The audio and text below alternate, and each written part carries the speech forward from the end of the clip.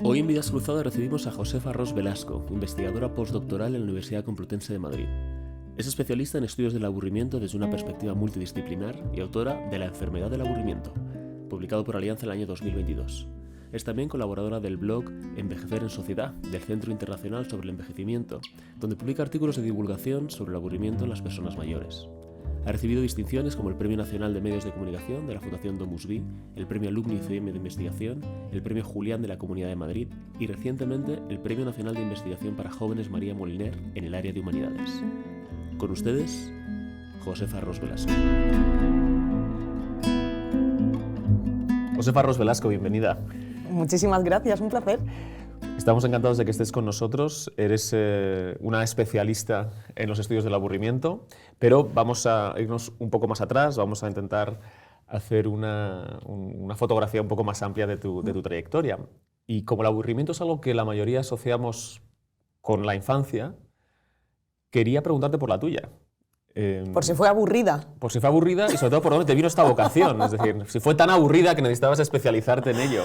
No, cuéntanos lo que quieras contarnos. Bueno, es curioso, ya de entrada que asocies la cuestión del aburrimiento con la infancia, porque yo que me dedico a trabajar sobre este campo y precisamente lo hago enfocándome en las personas mayores, para mí los grandes aburridos son a partir de los 65, los niños menos. Es verdad que los niños se aburren, pero creo que es algo innato a ellos, el tener tanta curiosidad, el que te canses de todo enseguida, el que estés deseando, ¿no?, que te abran un poquito ese horizonte de posibilidades. Creo que es completamente natural. Y sin embargo, el aburrimiento que yo trabajo, que es más de carácter patológico, se da a partir de una cierta edad, ¿no?, cuando entramos ya en esa, además, los niños última etapa. Lo dicen, ¿no?, que es una cosa que supongo que también es una diferencia. Sí, ¿no? y me encanta. Los niños dicen que se aburren sin ningún pudor, que es algo que conforme vamos madurando perdemos, los adultos lo perdemos. Y me gusta muchísimo que lo digan, porque tenemos que imitar eso. Nosotros también tenemos que hablar de lo que nos aburre. Es importante para evitar esas fuentes de aburrición que creamos. Pero bueno, vámonos a mi infancia. Sí, cuéntame. Yo no me aburría mucho, la verdad. No era una niña con tendencia a aburrirme. Además era bastante solitaria, encontraba entretenimiento en dos piedras, a chocarlas. Cualquier cosa enseguida me entretenía. Y además era muy creativa. Ya no sé si lo sigo siendo, si lo he perdido con el tiempo, con esta necesidad ya de adaptarme un poco a los ritmos de la vida adulta, pero cuando era niña se me ocurrían 100.000 maldades. Porque además, esto es muy curioso, David, porque siempre se escucha esto de tenemos que dejar que los niños se aburran porque eso les provoca más creatividad. Bueno, pues y esa creatividad los padres quieren confiar que va a acabar traduciéndose en algo positivo, en algo del tipo, oye, pues mi hijo va a coger un libro de la estantería o va a pintar, y normalmente no. Normalmente cuando el niño se aburre y no encuentra la forma de escapar de ese aburrimiento, al final tiramos hacia la trastada. Y yo era muy de eso, de inventar 1001 maldades. Cuando el niño se aburre es más probable que prenda fuego a alguien a que coja la Ilíada de la estantería, ¿no? Efectivamente, por desgracia es así, claro. ¿Ves? Al final es algo muy obvio, es muy obvio, pero no queremos pensar en eso, queremos pensar, oye, pues que sí, déjalo que se aburra, porque así tú como padre también descargas un poco esa responsabilidad de sentir, oye, tengo que estar entreteniéndolo, tengo que estar prestándole atención. No es eso lo que el niño te está demandando, cuando el niño te dice que se aburre, no te está diciendo ponte delante mía y pasa el resto de la tarde haciendo el payaso, entreteniéndome, inventándote 1000 historias. No, el niño realmente lo que te está diciendo es, esto ya lo conozco, todo lo que ahora mismo yo tengo en mi mente como posible respuesta frente al aburrimiento ya lo conozco. Tú eres el adulto, dime qué más hay, infórmame un poco, guíame, oriéntame, ¿qué más hay? Ayúdame tú. Entonces, bueno, no es tanto como siéntate a mi lado y estate conmigo mientras yo pinto o hago cualquier cosa. Entonces, si tú como padre o como adulto de referencia no te tomas esa molestia de acompañar al niño en ese proceso de descubrimiento, ¿no?, de qué más hay en el horizonte, al final el niño pues tiende a estas respuestas que se pueden considerar más desadaptativas, como, oye, pues hacer cualquier trastada que al final a ti no te va a caer en gracia. Bueno, vamos a dejar la pregunta a la infancia. Yo era muy de ese tipo. Vamos a dejar la pregunta a la infancia porque ahora ya me has suscitado otras preguntas. Una pregunta que tenía en la... Que conste que yo era más bien la que aliviaba el aburrimiento del resto de los niños. Tú eres el remedio al aburrimiento. Ahora me cuentas sobre eso, pero antes de que se me pase, por lo que cuentas y estos consejos, por ejemplo, que acabas de dar a padres que quieren lidiar con el aburrimiento de sus hijos, parece que el aburrimiento como campo de investigación es absolutamente transversal. Es decir, Sí. ¿por qué qué tiene la filosofía que aportar al aburrimiento, que es el campo desde el que tú lo abordas, cuando, no lo sé, intuitivamente uno pensaría, bueno, esto seguro que es algo que tendría que hacer la psicología. Y lo hace. O la psicología evolutiva, o la sociología. No, y entiendo que lo hacen, pero ¿qué es lo que aporta la Y lo hace filosofía mucho. a los estudios del aburrimiento? Es curioso que se me plantee una pregunta de este tipo, teniendo en cuenta que los estudios del aburrimiento como tal existen desde hace un siglo. Es que es el momento en el que el estudio del aburrimiento se convierte en objeto de análisis científico, a propósito de los estudios de psicología laboral. Pero qué curioso, porque desde el siglo XX hacia abajo, quien se encarga de estudiar el aburrimiento es la filosofía. Quien se ha encargado de estudiar siempre este fenómeno ha sido la filosofía. ¿Quién ha hablado del aburrimiento en el Imperio Romano? Los filósofos, Séneca, Horacio, Lucrecio. ¿Quién ha hablado de la filosofía a lo largo de toda la Edad Media? Esos filósofos teólogos, San Agustín, Santo Tomás y todos los que hay entre medias. Cuando nos vamos ya a comienzos de la modernidad, literatos escorados hacia la filosofía. Estamos hablando de escritores de un tipo Goethe, Flaubert, que al final en sus novelas siempre está ese trasfondo filosófico o esa crítica a los cánones sociales. Entonces, no es hasta hace relativamente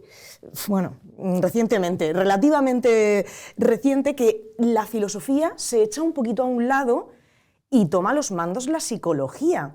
Entonces, ¿cómo que qué tiene que aportar la filosofía a esto? De hecho, ahora somos los filósofos los que nos hemos levantado, nos hemos puesto en pie de guerra frente a la psicología, a decirles, oye, estáis diciendo cosas que ya estaban dichas desde la filosofía.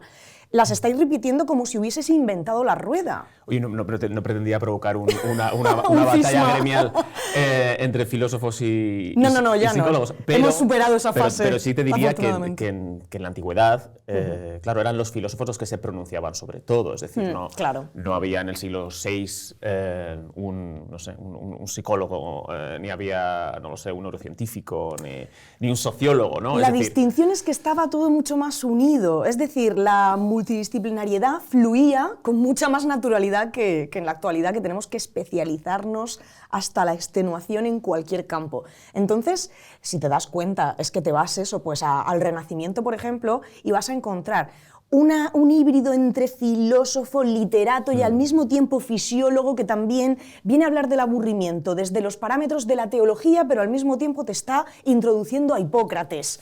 Claro, es ahora cuando se produce, ¿no? Esa ruptura. Pero por eso lo decía, es decir, ahora también ha habido una evolución científica y una especialización. Eso es, claro. Muy acusada y bueno, pues no sé, si a uno le duele algo, pues no va al filósofo, ¿no? Digamos que si tienes una contusión, pues vas al traumatólogo, o si tienes ansiedad, puedes ir al psiquiatra. Es decir, si tienes ansiedad y vas al filósofo, seguramente saldrás más peor, ansiedad. Efectivamente.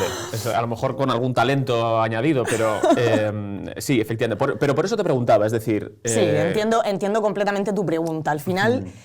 ¿Qué tiene que aportar el filósofo ahora que el aburrimiento se estudia desde la sociología, desde la psicología, desde la psiquiatría y dentro de cada una de estas disciplinas desde distintas ramas, ¿no? Exacto. Pues fíjate, al menos esto es lo que a mí me ha sucedido personalmente. Nos damos cuenta de aspectos, de blanks, digamos, de esos gaps que hay en el tratamiento del aburrimiento desde esas disciplinas y que quienes están inmersos en ese campo de estudio son incapaces de ver. A mí me ha pasado con la cuestión de la geriatría y de la gerontología. Ha sido un filósofo el que ha venido a darse cuenta de que existe un problema relacionado con el aburrimiento que geriatras y gerocultores y gerontólogos quizá estaban pasando por alto.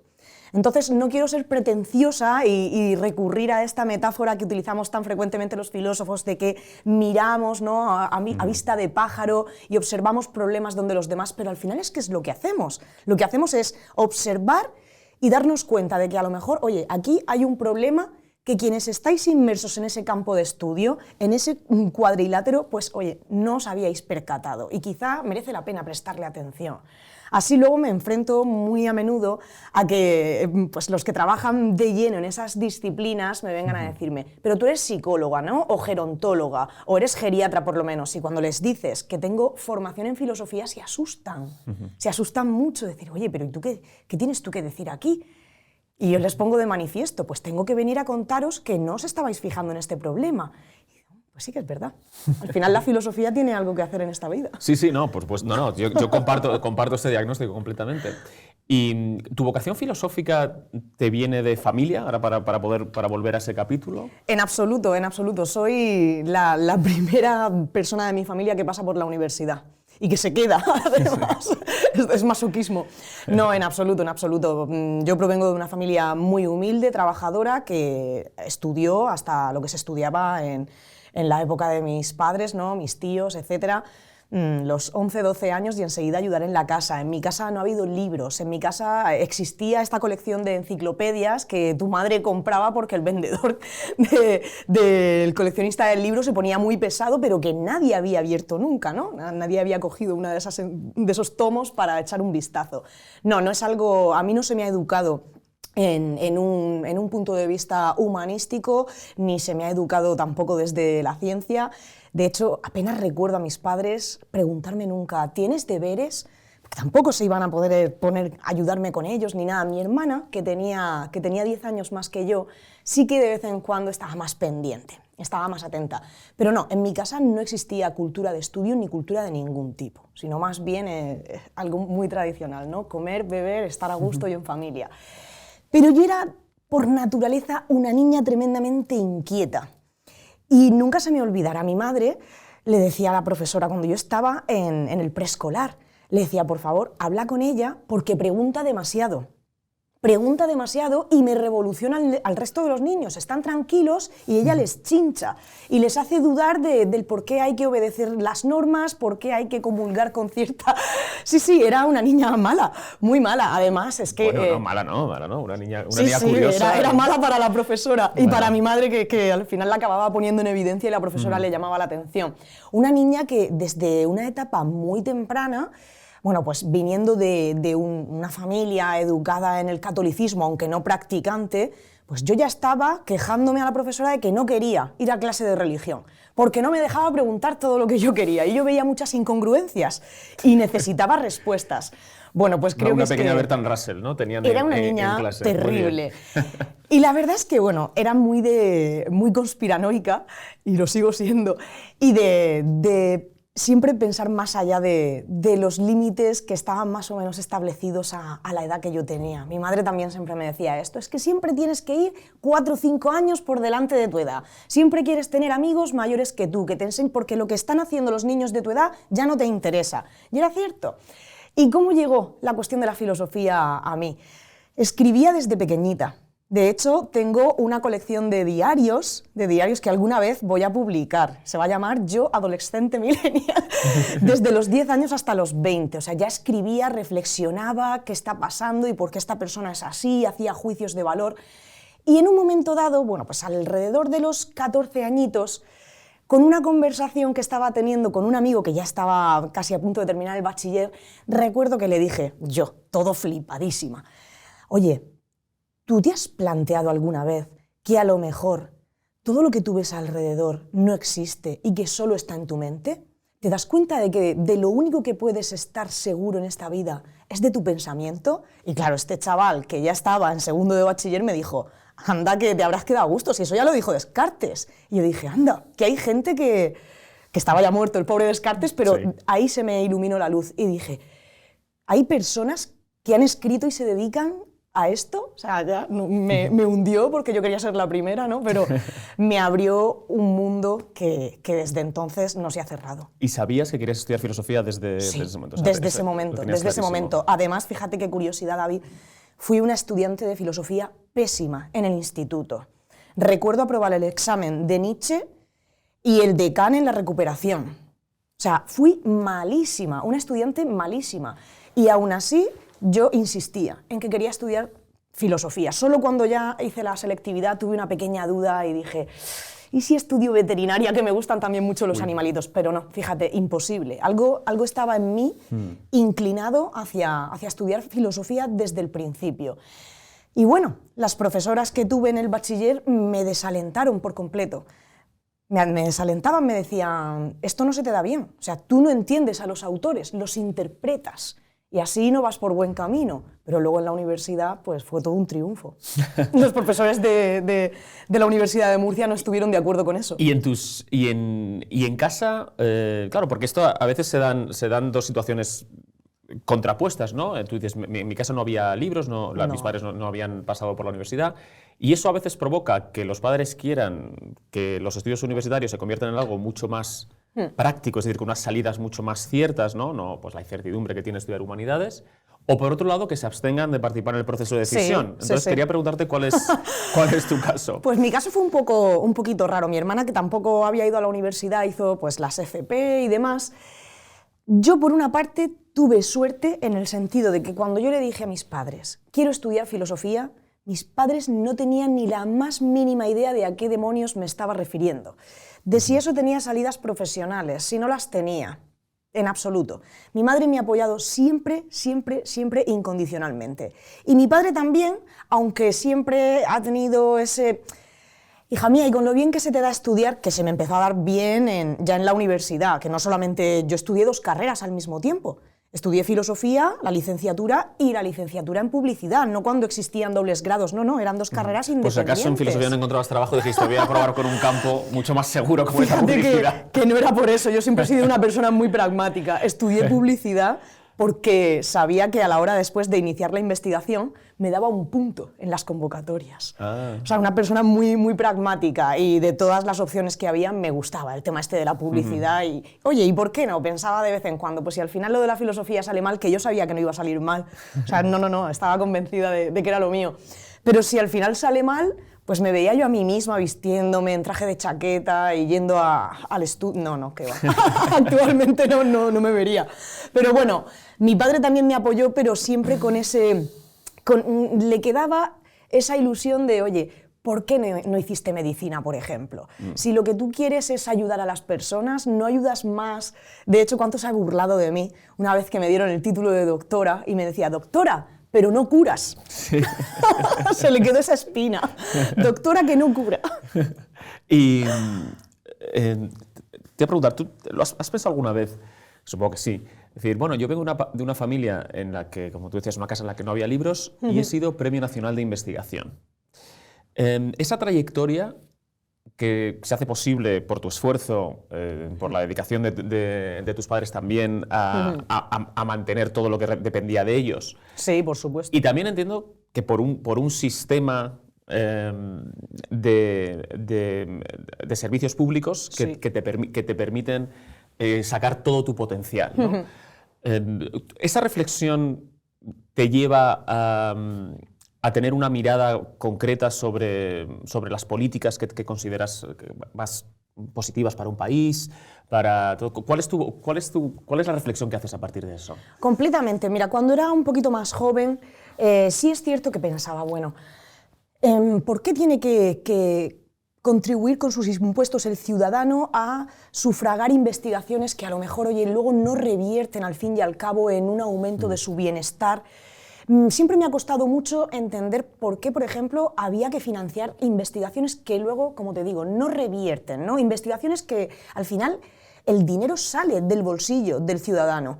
Eso, de alguna forma, siempre pensaba, esa investigación tiene que volver al ciudadano. No se puede quedar en una investigación de un texto de hace 3 siglos que al final lo único que aporta, pues sí, conocimiento, está muy bien, pero eso, por ejemplo, a un ciudadano como mi padre, al que le cogen dinero de sus impuestos, ¿qué le importa? Y con el tiempo me he ido dando cuenta, bueno, esto me hacía también mucho, pues, escorarme hacia la cuestión de apoyar la financiación privada, es decir, si tu investigación merece la pena lo suficiente, encontrarás financiación privada. Y conforme ha ido pasando el tiempo, me he convertido en una mejor persona, si se puede decir esto. Me he dado cuenta de que realmente el valor intrínseco que tienen las humanidades es algo que no se puede pasar por alto, y que probablemente haya muchas de las ramas del conocimiento que contribuyen a construir, ¿no?, ese edificio humanístico que al final nos hace crecer culturalmente y como sociedad, aunque no tenga un impacto que tú puedas analizar, cuantificar, objetivar en términos económicos, en términos de bienestar inmediato, Al final es importante, pero para esto he tenido que pasar la treintena, para darme cuenta. Antes era mucho más egoísta en ese sentido. Y siempre pensaba, claro, yo he conseguido lo que estoy consiguiendo porque mi estudio, al fin y al cabo, sí que revierte en un mayor bienestar de las personas, es algo que se va a poder cuantificar. Y hoy en día me doy cuenta de que no fui justa con esas otras personas que, oye, pues quizá lo que estás haciendo no se va a reflejar en un incremento del bienestar o de forma completamente inmediata. Pero al final, ¿en qué consiste una sociedad si le quitas esa pata? ¿Crees que las personas que tienen o tenéis éxito en un campo particular y que se debe en buena parte a vuestro esfuerzo, bueno, que se tiende a minimizar el impacto de otros factores, es decir, más allá del esfuerzo personal? ¿Tú crees que se sobrevalora a veces el esfuerzo personal frente a...? ¿No estás hablando de la meritocracia? De la meritocracia, del contexto, sí. En parte, no solamente, pero sí. Hay muchos factores que entran en juego, desde luego. Si me estás preguntando por mi caso personal, yo me he dado cuenta de lo que ha supuesto crecer en una familia que vive al margen de lo que es una carrera investigadora, de lo que es la educación, de lo que es la cultura. De la NECA. Por supuesto, pobrecitos, menos mal. Claro que me doy cuenta. Mira, cuando yo llegué, por ejemplo, a Harvard, una de las cosas que más me perseguían era el inglés. El inglés. El hecho de que a mis padres jamás se les ocurrió meterme en una academia de inglés. Me metieron en una de matemáticas porque si no suspendía. Pero el inglés lo llevaba bien. Pero era suficiente ese inglés como para luego poder competir en un mundo como el actual. Para nada. Y yo me daba cuenta de que el resto de compañeros que habían entrado con ese contrato postdoctoral en Harvard tenían un inglés maravilloso, porque habían ido a colegios ingleses, porque habían estado en campamentos. Mis padres llegaban el verano y lo que querían era tenerme ahí en casa con ellos, jugar conmigo, llevarme al campo, no que me fuese a un campamento. No tenían esa proyección de futuro que, sin embargo, los padres de otras personas con las que he tenido que competir sí que tuvieron. Pues ahí me doy cuenta, cuando otras personas te dicen, mira, al venir de este tipo de familias, pues tienes una dificultad añadida. Pero oye, mira, al final, si te esfuerzas mucho, lo que pasa es que tienes que acabar sacrificando otras cosas, como puede ser la paternidad, sacrificas tus hobbies. ¿Cuánto tiempo hace que no juego yo a un videojuego, que era una de mis grandísimas pasiones? Pues no te puedo decir, es que he perdido la cuenta. Y la cuestión de la paternidad, bueno, en mi caso maternidad, ni me la planteo. Ni me la planteo actualmente. Entonces, lo vas a tener más complicado. Lo vas a tener mucho más complicado que, por ejemplo, un hijo de padres que son profesores de universidad, que controlan perfectamente cómo funciona el sistema y que saben desde pequeñito por dónde te tienen que encaminar. Lo tienes más complicado, pero yo aún así me niego tajantemente a caer en ese discurso contemporáneo de avasallar la meritocracia. No. Si te esfuerzas mucho, y yo lo he hecho, y estás dispuesto a sacrificar otras cosas, lo vas a conseguir al final. Ahora bien, lo que no puedes pretender es tenerlo todo. Hay que ser realista. Otros lo tendrán más fácil, pero bueno, si lo quieres de verdad, dale. No esperes que te lo regalen. Me parece un buen mensaje. Claro, en tu caso, claro, hay que preguntarte, bueno, ¿por qué filosofía? Y también, ¿por qué los estudios del aburrimiento? Es decir, cuéntanos cómo llegas a esta... Porque claro, tú hiciste tu tesis sobre cuéntanos, sobre un autor donde encontraste esta pista, ¿no? Sí, eso es. Mi tesis doctoral iba sobre la filosofía de Hans Blumenberg, pero ya sobre su filosofía del aburrimiento. ¿Cómo llego yo hasta este punto? Yo sabía que quería ser profesora, que además, si volvemos al principio de la entrevista, era de estas niñas que ponían al resto de niños de mi barrio a hacer deberes. Yo les ponía a hacer cuentas y luego se las corregía. O sea, yo siempre quise ser profesora, siempre he estado dando clases particulares para sacarme un dinerillo y demás. Pero tenía muy claro que no quería ser profesora de instituto. O sea, mi adolescencia fue muy dura y no tuve ningún episodio traumático ni nada. Fue dura porque yo misma era de esta manera que me la complicaba. Y como siempre quería probarlo todo, conocerlo todo, ir al extremo, pues me la complicaba yo misma y le complicaba la vida muchísimo a mis padres. Y ahí tuve claro, más adolescencias no quiero vivir. Ya he tenido la mía, no pienso meterme 6 horas al día en un centro con un montón de adolescentes. No. Además, yo soy una persona muy bruta en el sentido de que a veces digo barbaridades sin pensar. y políticamente incorrectas. Entonces necesito tratar con adultos, que no puedan venir luego los padres a decirme, oye, ¿pero qué le has dicho a mi hijo? Mira qué barbaridad. Entonces, bueno, sabía que quería ser profesora, sabía que quería ser profesora de filosofía y sabía que esto tenía que pasar en la universidad.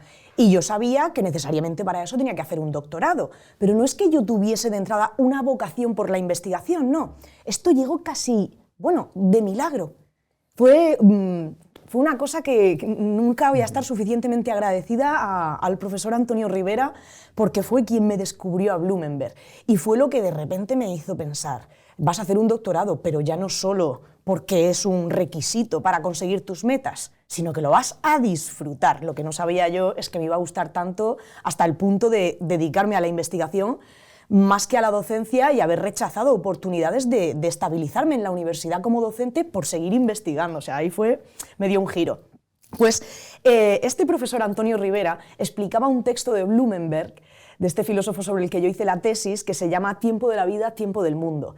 Y en este texto Blumenberg hace referencia a la figura histórica de Adolf Hitler. Y nos dice, Hitler tenía un problema enorme porque era incapaz de convivir con la idea de saber que su tiempo de vida era mucho más corto que el tiempo del mundo. Que el mundo ya existía cuando él llegó y que seguiría existiendo tras su marcha. Y de nuevo me pasó como con este amigo hablando de Descartes. Dije, eso me pasa a mí.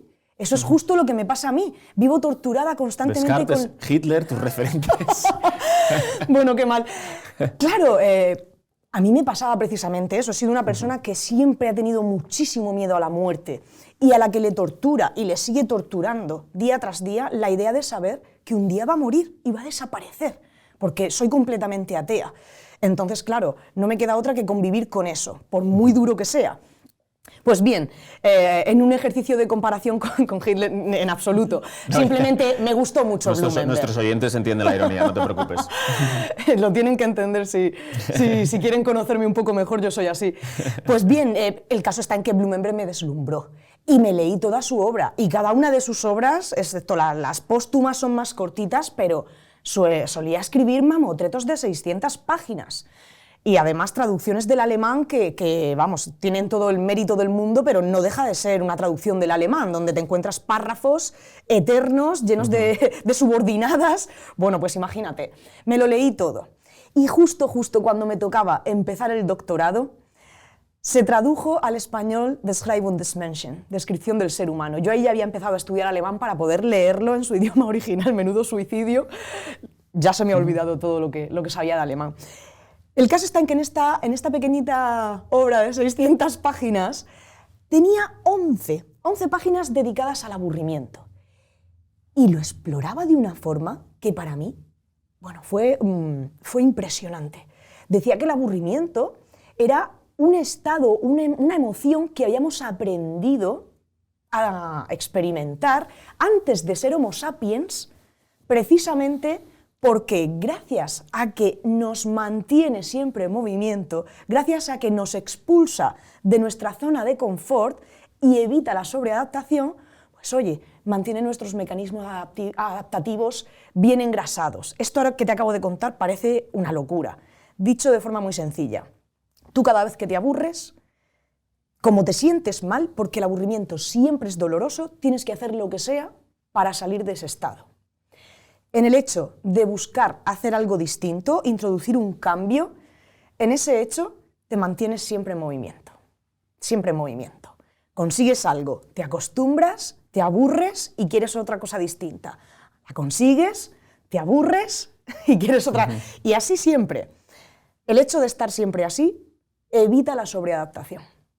Evita la sobreadaptación, de forma que si en algún momento nos viene un cambio sobrevenido, por ejemplo, de tipo climatológico, lo que quieras, como estás acostumbrado a tener que estar saliendo de lo conocido y explorar lo que todavía no conoces, pues te adaptas mejor. Es decir, que el aburrimiento, tal y como lo planteaba Blumenberg... Él se lo planteaba, ¿esto era una intuición lúcida o estaba respaldado por investigación empírica o algo similar? En absoluto, para nada. De hecho, lo que yo hice en mi tesis doctoral fue tratar de respaldar con evidencias esa narrativa blumenbergiana. Pero esa resulta ser narrativa. una intuición cierta, por lo que... Bueno, es algo que desde luego no vamos a poder testar aplicando el método científico. Esto podemos abordarlo desde la antropología filosófica, simplemente pues, construyendo una narrativa, teniendo en cuenta distintas disciplinas, sin contradecir lo que sí ha dicho ya la ciencia y ha demostrado, y hasta un punto en el que alcancemos un nivel de verosimilitud, que no digamos ninguna gilipollez, pero tú coincides no entonces puedes reproducir en el que... aburrimiento en un laboratorio. No, claro, pero sí parece sensato considerar que el aburrimiento cumple una función evolutiva, ¿no? Es decir, gracias al aburrimiento prevenimos el estancamiento. Eso es. Y eso, claro, favorece que estemos preparados para cualquier inclemencia que sea sobrevenida. ¿Tú coincides con esta tesis? Sí, siempre que hablemos de aburrimiento funcional. Siempre que hablemos de aburrimiento funcional. Yo en el momento en el que ya terminé la tesis, ya había leído sobre el aburrimiento lo suficiente como para saber que existen instancias en las que el aburrimiento no es funcional, en las que este círculo blumenbergiano no se cumple, no se completa. Cuando hablas de aburrimiento funcional te refieres a estoy aburrido en este momento, no a me aburre mi vida. Ese tipo de expresiones creo que están ya cayendo del lado del aburrimiento disfuncional. Vale. Eso es. Aburrimiento funcional es aquel que te permite percatarte de que algo en tu relación con el entorno o con esa actividad con la que te estás intentando comprometer no funciona, que no te satisface, te permite también diseñar una estrategia de huida frente a esa fuente de aburrición y ponerla en práctica. Es decir, se tiene que completar el círculo. Si tú eres capaz de darte cuenta de que algo te aburre, pero no puedes salir de ahí, incluso aunque seas capaz de saber qué te gustaría hacer para dejar de aburrirte, no puedes materializarlo y te quedas atrapado en el aburrimiento, ahí el aburrimiento ya no cumple ninguna función. A raíz de la pandemia y del auge del mindfulness y de la teoría pero de que estamos... Eso es más viejo ya que la pandemia. Sí, sí. ¿eh? Pero bueno, quiero decir que ya ha habido dos momentos coincidentes, ¿no? Es decir, por lo menos los dos ejes se han cruzado, y en la idea de que estamos sobreestimulados y sobreagitados y que vivimos en una sociedad en la que, en fin, prácticamente es imposible aburrirse porque estamos... y se recomienda mucho el aburrimiento. Bueno, tú sabes mucho más que yo, evidentemente, de esto, pero quería preguntarte, ¿cuáles son, en tu opinión, los mitos más extendidos sobre el aburrimiento? Que tú quieres decir, a ver, no. Qué locura el simple hecho de abogar por aburrirse más a menudo, por favor. O sea, qué absurdo. Es completamente absurdo. Ese es uno de los mitos que más odio. Tengo una línea de ellos en mente ahora mismo. Pues venga, a ver, dispara. El primero de ellos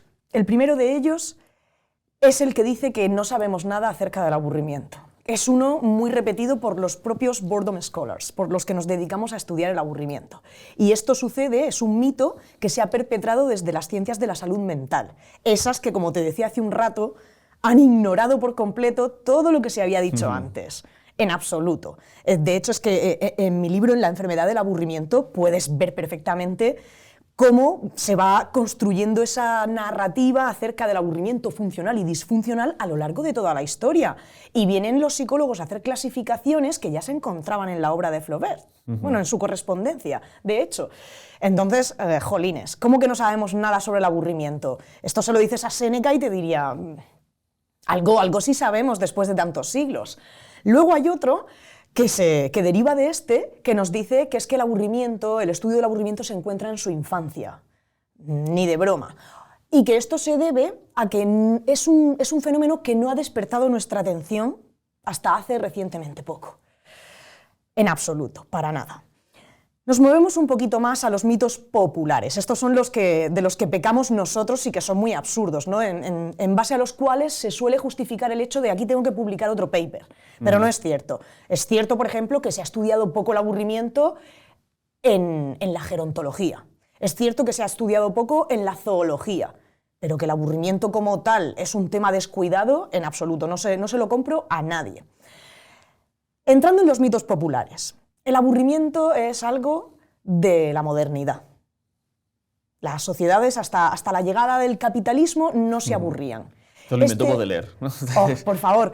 Esto viene de otro mito, que es el pensar que el aburrimiento es algo que surge en el tiempo libre. Claro, ¿qué sucede? que en la modernidad empezamos a disponer de más tiempo libre y son, bueno, pues esos intelectuales que escribieron sobre el aburrimiento los que más se aburrían. No, para aburrirse no es necesario estar disfrutando del tiempo del poder, no es necesario tener tiempo libre. Uno también se aburre en el tiempo del deber. De hecho, me atrevo a decir que nos aburrimos mucho más en el tiempo del deber cuando estamos haciendo cosas por exigencia externa, por ejemplo, pues satisfacer nuestras necesidades primarias, estamos en el trabajo. ¿Cuántas actividades realizamos que nos resultan repetitivas, monótonas, carentes de interés, de significado para nosotros? Y sin embargo las tenemos que hacer, porque tienes que pagar las facturas. ¿Y por qué crees que la cultura popular relaciona el aburrimiento con la ociosidad?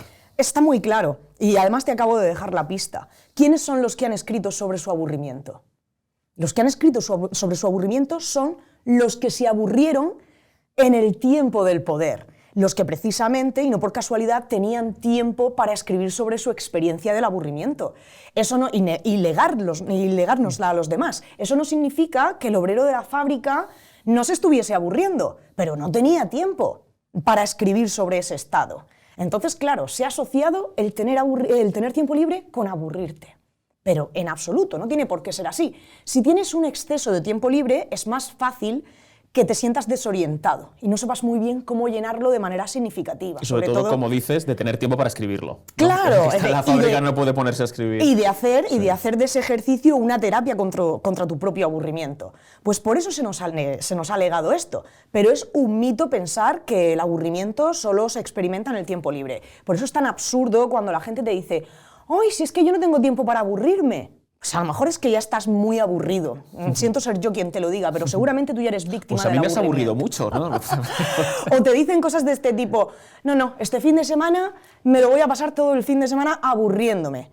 Eso es absurdo. Tú lo que quieres es tener el tiempo de hacer lo que tú quieras, lo que tú hayas elegido, o no hacer nada. Si tú eliges no hacer nada y no te sientes mal, eso no es aburrimiento. El aburrimiento duele. El aburrimiento es necesariamente malestar. Siempre, siempre, siempre.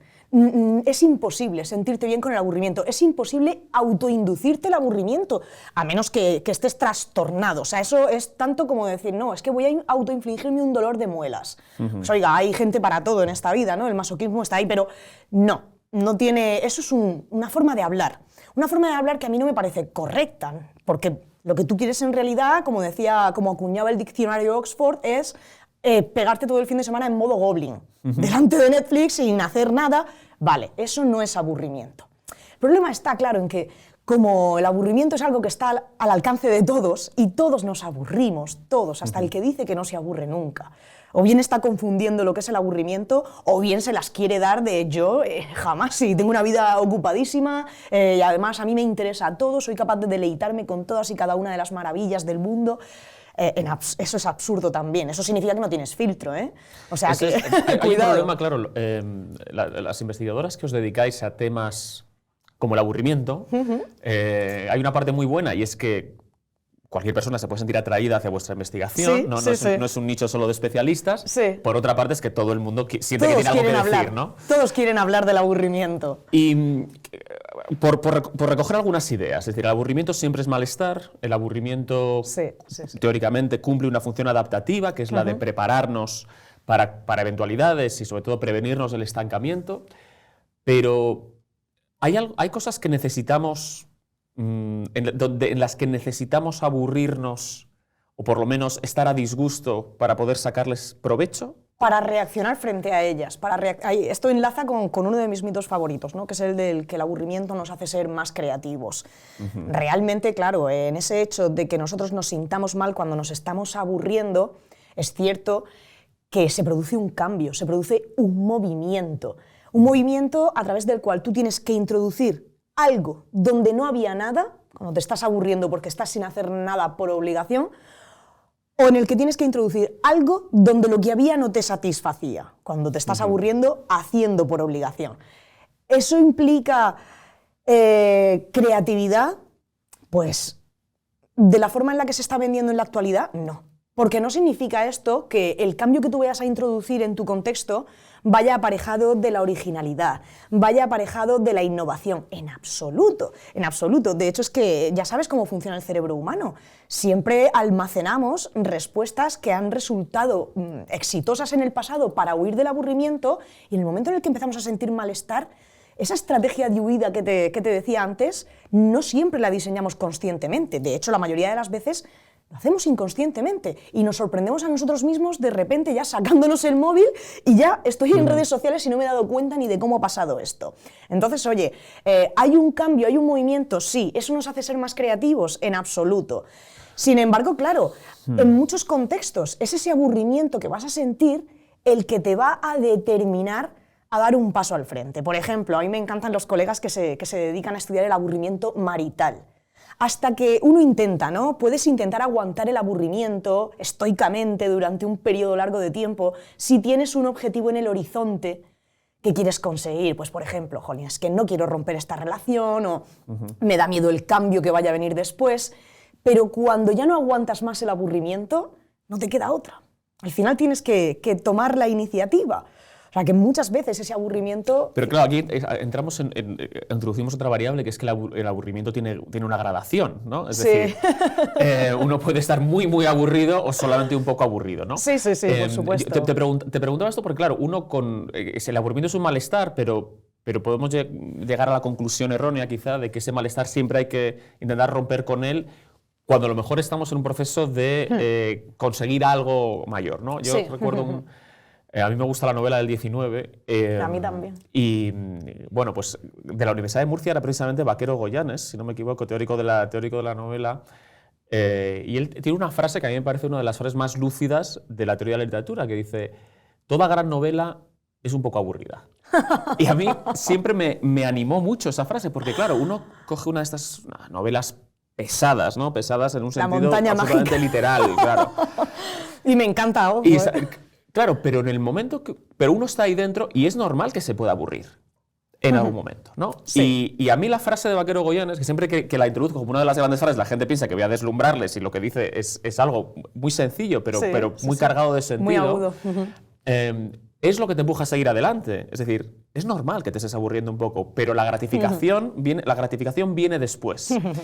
¿Hasta qué punto reaccionamos contra el aburrimiento de una manera en la que, bueno, también porque no somos capaces de postergar esa gratificación? Es que eso depende única y exclusivamente de ti. En la experiencia del aburrimiento siempre entran en juego dos factores: el contexto y tú mismo. De hecho, ¿qué es el aburrimiento? Quizás deberíamos haber empezado por aquí. Deberíamos empezar. Después de una hora vamos a empezar desde el principio.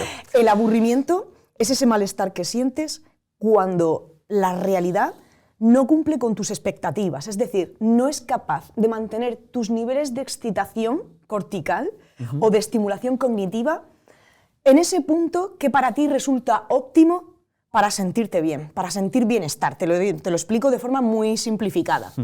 Entonces, claro, ¿hasta qué punto algo que recibes, ese estímulo que recibes del exterior, te va a parecer mayor o menor? Depende de tus demandas de estimulación interna, que es lo que hace que en un mismo contexto a lo mejor tú te estás aburriendo y yo no. Claro. Depende un poquito de mí. Luego muchos vamos a poder coincidir en que un estímulo es aburrido. Si todos estamos de acuerdo, esto también depende de la cultura en la que creces, pues a lo mejor acabamos tachando, esto es una fuente de aburrición porque todos coincidimos en esto. Pero claro, ¿hasta qué punto vas a poder tú aguantar ese malestar, esa sensación de no estoy a gusto, esto no me reporta significado? Tienes que tener un grandísimo convencimiento de que al final ese ejercicio va a merecer la pena. Tienes que ser capaz de vislumbrar el significado al final del recorrido.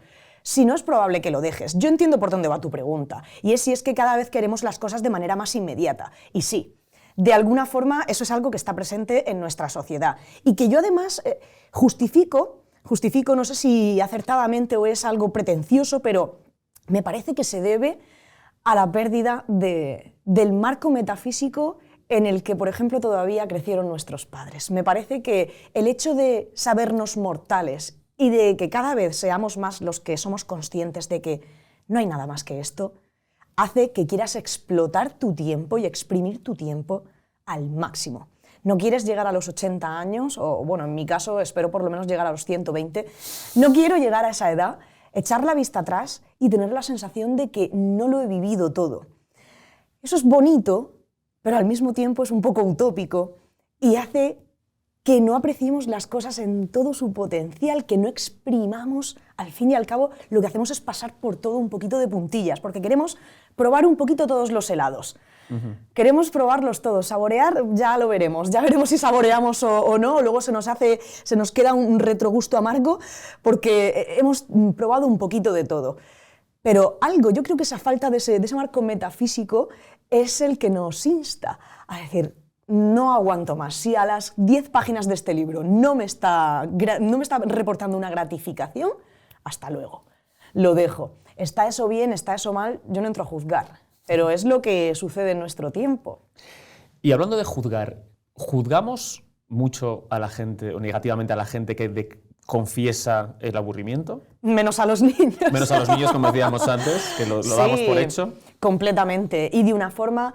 Aquí sigo con mis mitos. Se me quedó uno en el tintero, por cierto, que es el del que el aburrimiento pone nuestro cerebro a descansar en absoluto y que lo necesitamos, ¿no? Necesitamos ese tiempo de aburrimiento para descansar. Por favor, cuando uno se aburre, tu cerebro lo que hace es volverse a 1000 revoluciones para buscar la forma de salir de ese aburrimiento.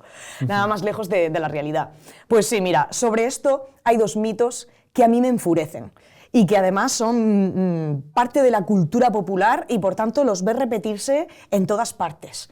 Que es que solo se aburren los tontos o que solo se aburre el que quiere. Porque con tanto como hay en este mundo para deleitarse, ¿cómo es posible que te puedas aburrir? Y claro, con ese tipo de mensajes estigmatizantes, lo que sucede es que la gente no quiere hablar de lo que le aburre. Por ejemplo, yo no soy, porque no he crecido en esa cultura y después ya no he tenido tiempo o no me ha dado la gana educarme en ella. Pero a mí, por ejemplo, pues ir a un concierto de música clásica no cumple con mis expectativas de estimulación cognitiva, tanto como, por ejemplo, ir a un concierto de rock. Sin embargo, está mal visto que yo te diga, no, yo al teatro no voy porque a mí el teatro me aburre. La gente te va a decir, pero por favor, o sea, el problema es tuyo, eso no te puede aburrir. Entonces, ¿qué decidimos hacer? No lo digo y ya está. Oculto que es aquello que me aburre porque tengo miedo de que los demás piensen que es que soy estúpido, que es que estoy vacío por dentro. Entiendo, depende de lo que... Sí, en el caso de la música clásica, del teatro, que son elementos de distinción social... Sí, pues, cuando hablamos de la alta cultura, la cosa se complica. O sea, nadie tiene reparo en decir, bueno, yo no veo Gran Hermano, no sé si sigue existiendo Gran Hermano o lo que sea, pero yo no veo realities porque me aburren. Sí. Eso es una señal de distinción, ¿no? El problema está en que te aburra lo que se supone que no te debería aburrir según está marcando el protocolo en cada caso, ¿no? Esos cánones sociales en cada caso. Y esto ha pasado a lo largo de toda la historia. ¿Qué le pasaba al monje? ¿Por qué el monje del medievo estaba condenado a sufrir el pecado de la acedia? Porque, jolín, ¿cómo que te aburre dedicarte a la contemplación de la divinidad? Esto no te debería aburrir, y sin embargo le aburría. Bueno, pues te aplicamos el que si estás pasando por esta experiencia es un pecado para que así, oye, pues te esfuerces un poco más. Hoy en día, la suerte o la desgracia que tenemos en nuestra sociedad es que todo está muy relativizado, entonces ya no queda tan mal decir, pues a mí esto me aburre, pero todavía pasa, ¿eh? Todavía pasa, y sobre todo cuando te mueves en ciertos círculos, en la academia, por ejemplo, sucede. Sucede que ves que te estigmatizan con este tipo de cosas. Pues, ¿qué haces al final? No decir nada. Estás en una conferencia soporífera, una de estas conferencias de la academia que se sucede la lectura de un paper con otro y otro y otro. Llega el descanso y está todo el mundo con una cara de aburrimiento y tú lo comentas. ¡Qué aburrimiento, eh! Un poco sí, la verdad, pero bueno, han dicho cosas muy interesantes. Pero si se os ve en la cara el aburrimiento, lo bueno que tiene es que se ve enseguida. La gente se apoya. La gente enseguida mira para otra parte. Bostezas, te sacas el móvil, estás metido en otra parte con el ordenador mientras... Es algo que se observa. Pero claro, nadie quiere decir, sí, es verdad. La verdad es que este formato, no el contenido, no las ponencias, sino esto es aburrido. Esto es aburrido porque tienes miedo a que te digan. Eso es porque tú eres incapaz de interesarte. El que está vacío por dentro eres tú. Pues, ¿qué haces? No, pues no lo cuento. Y así el problema está en que si no hablamos de las cosas que nos aburren, ¿cómo las vamos a cambiar? Si todo el mundo finge que lo aburrido es divertido solo porque no te tachen de estar vacío. Bueno, lo que por pasa en la dentro. academia es lo que le pasaba al monje, por lo que dices, ¿no? Claro. Pero, entonces no estás preparado para la filosofía y para sus profundidades si estás Claro, por si estás supuesto, aburrido. por supuesto. Es que siempre es mucho más fácil poner el dedo sobre el individuo a revisar una estructura o un entorno, una fuente de aburrición. Estamos igual que esta parte de la historia del aburrimiento me encanta. Cuando hablamos de los obreros de la fábrica de finales del 19, principios del 20, yo alucino con las soluciones que se buscaba al aburrimiento del obrero a través de la experimentación con anfetaminas. O sea, era mucho más fácil ir uno por uno, viendo a ver a ti qué te funciona. Te coloco frente a una ventana en la que entra el aire frío y así evitas dormirte, te doy anfetaminas, ¿en qué cantidad? ¿A ti qué hago? ¿Te estimulo con un incremento salarial? Era más fácil ir uno por uno, viendo a ver qué te funciona a ti, que reestructurar un entorno que es fuente de aburrición. Pues... Esa frase de Michi Panero que dice en esta vida se puede ser todo menos un coñazo. No está bien aburrir a los demás. Claro, es que también hay gente que puede ser aburrida ella y también es un estigma, ¿no? Y esto también es porque no nos genera el nivel, ¿cómo lo llamamos? Corticoidal. El nivel de estimulación cognitiva que tú necesitas. Entonces, Eso es. Hay gente que no te estimula mucho en general, ¿no? Pero Puede pasar. No es tanto culpa. A mí me gusta echarme la culpa a mí. A mí me encanta echar la culpa a los demás. Claro, es lo más normal. No, pero eso es porque no estás... Pero solo con sí. la cuestión del aburrimiento, con el resto de cosas no. Sí. Pero porque no estás metido en los estudios de aburrimiento, sino tú eres consciente de cuando estás resultando aburrido y lo tomo como una oportunidad para intentar mejorar. Yeah. Pero claro, cuando tus alumnos se están aburriendo, por ejemplo, siempre es mejor decir, mira, los chicos estos como están sobreestimulados con los teléfonos, es imposible mantener su atención, no se esfuerzan lo suficiente. ¿Y no será que eres tú un poco peñazo? ¿No será que no te estás adaptando? Bueno. ¿Qué consejos das? No sé si esto ya sale fuera un poco de tu campo de especialización, pero ¿qué consejos darías a alguien para no ser aburrido? Es decir, para si alguien quiere mantener la atención de otra persona y mantenerlo estimulado, porque además no solamente eres investigadora, sino que además eres docente universitaria, entonces también supongo que esto tendrás que ponerlo en práctica, ¿no? Sí, está claro. Cuando yo, por ejemplo, resulto aburrida a otra persona, es muy complicado que realmente sea una cualidad, la cualidad de ser aburrido. ¿Eso por qué? ¿En base a qué? Depende mucho de cómo es ese nivel, esa necesidad de estimulación de la otra persona. Por lo cual te voy a poder resultar aburrida a ti, pero a lo mejor a otra persona no. Entonces, claro, es algo muy subjetivo, Cuando ya estás resultando aburrido a muchas personas, ahí es cuando puedes empezar a plantearte que el problema lo tienes tú. Adaptarte si te interesa. Si tú realmente quieres mantener la atención o quieres mantener el interés o construir una relación significativa con otra persona a la que tú no estás consiguiendo estimular correctamente como esa persona necesita, oye, si te interesa, te vas a tener que esforzar. Pero yo veo más fácil que te vayas corriendo. En el caso del aula... Es difícil, queda mal. En el caso del aula, no. O sea, no tortures a generaciones de alumnos y desmotives a generaciones de alumnos simplemente por no querer esforzarte un poco en conocerlos mejor, en innovar un poco en ciertas metodologías, saber cómo llegar más fácilmente a ellos. La vida cambia y ahora cambia muy rápidamente. Y yo entiendo pues, que hay ciertos contenidos que no se pueden enseñar de una forma distinta como se hacía hace 40 años, pero otros sí. Y sobre todo, interactúa con los alumnos. Hay que interactuar con ellos. Ellos necesitan interacción. Ya la necesitaba yo en mis tiempos, ya me costaba la clase magistral. Y a algunos es que les da verdadero pavor, salir de esa zona de confort de yo llego, te cuento lo que sé, pero tienes que entender que hoy en día mucho de lo que tú sabes ya está en Wikipedia.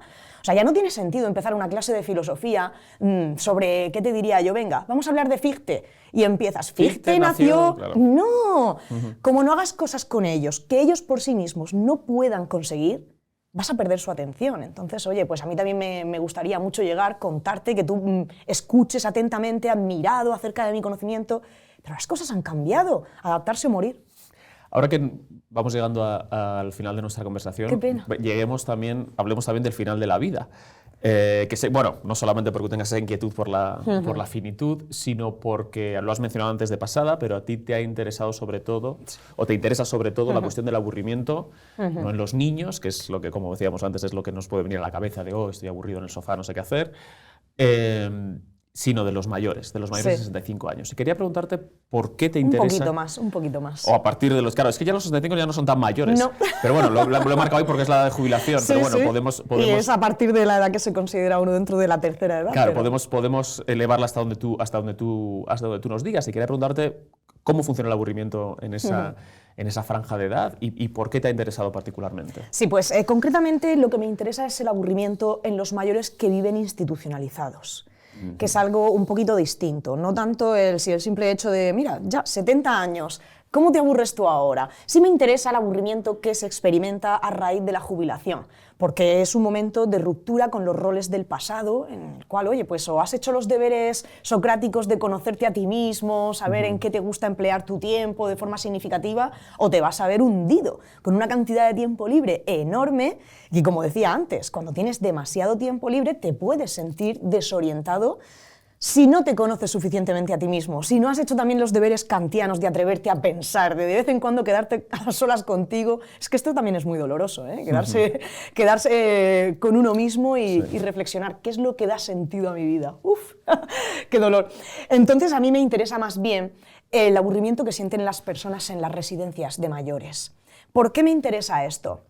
Porque ese tipo de aburrimiento es una de las instancias, ¿no?, de ese aburrimiento patológico del que hablaba. Concretamente es el aburrimiento no patológico porque ellos mismos no sepan en qué quieren ocuparse de forma significativa, sino porque, aun sabiéndolo, la situación en la que se encuentran impide que su estrategia de huida se materialice.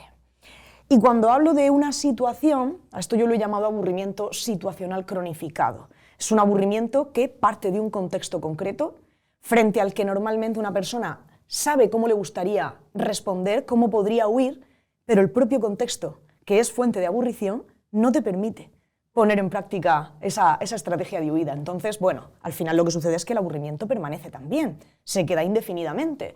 Y cuando hablo de contexto no solo me refiero al hecho de estar en una institución, con lo que eso conlleva, una institución en la que se da prioridad a la seguridad por encima, pues, bueno, a través de procesos de rutinización, estandarización, por encima de la personalización, de dejar espacio para la variedad, para la espontaneidad. Se me entiende, ¿no? Entonces, claro, a eso se le suma el hecho de que estás empezando a perder movilidad.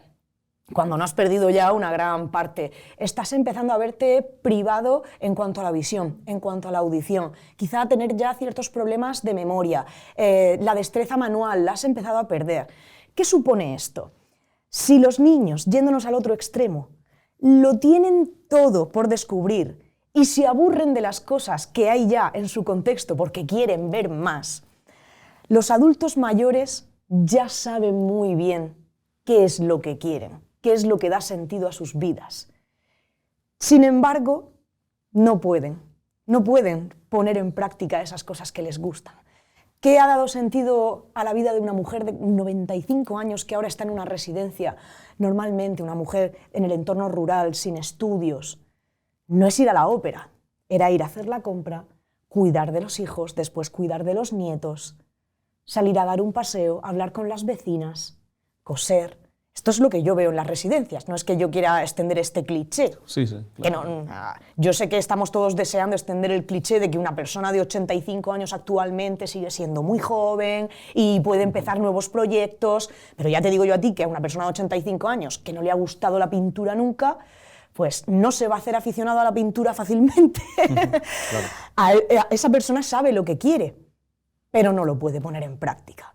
Y ahí es donde está el problema. Entonces el trabajo que yo hago, a mí lo que me interesa es presionar a las instituciones, y no solamente a las instituciones, sino a los agentes sociales y políticos de los que dependen esas instituciones, para que pongan personal a disposición de los mayores y ese personal le ayude a seguir dando continuidad a su vida.